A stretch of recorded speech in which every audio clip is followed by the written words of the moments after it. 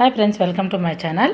మనం ఇప్పుడు summer season కాబట్టి బత్తాయి జ్యూస్ చేసేసుకుందాము. ఈజీగా సింపుల్గా అందరికీ తెలిసిందే, కానీ ఇందులో వేసే ఇంగ్రీడియంట్స్ ఉన్నాయి కదా, అవి మాత్రం తెలియదు. కాబట్టి ఇందులో చూసేసేయండి స్కిప్ చేయకుండా.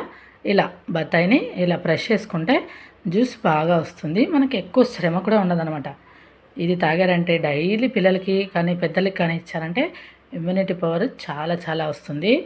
సమ్మర్ సీజన్ కదా, ఎండకి కూల్గా అయినా తాగొచ్చు, నార్మల్గా అయినా తాగొచ్చు. ఇలా జ్యూస్ అంతా పిండేసుకొని గ్లాసెస్లోకి వేసేసుకొని ఇందులోకి పించ్ ఆఫ్ సాల్ట్, మిరియాల పొడి వేస్తున్నాను.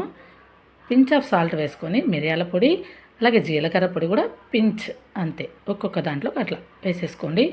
బెల్లం ఇక పుల్లగా ఉంటాయి, కొన్ని పుల్లగా ఉన్న వాటికి బెల్లం వేసుకోండి, లేకపోతే అవసరం లేదు. ఇలా సబ్జాలు వేసుకొని, నేను కొంచెం పుల్లగా ఉన్నాయి కాబట్టి కొంచెం బెల్లం వేశాను.